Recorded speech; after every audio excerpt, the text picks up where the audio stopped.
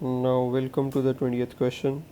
The plane passing through the points 1, 2, 1 and 2, 1, 2 and parallel to the line 2x is equal to 3y and z is equal to 1 also passes through the point, and we have the four options given to us.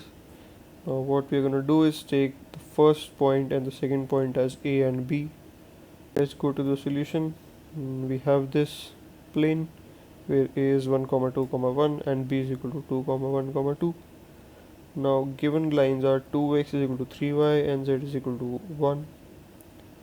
So we have the two vectors np is equal to ab into vl, and the plane is minus 2 into x minus 1 plus 3 into y minus 2 plus 5 into z minus 1 is equal to 0.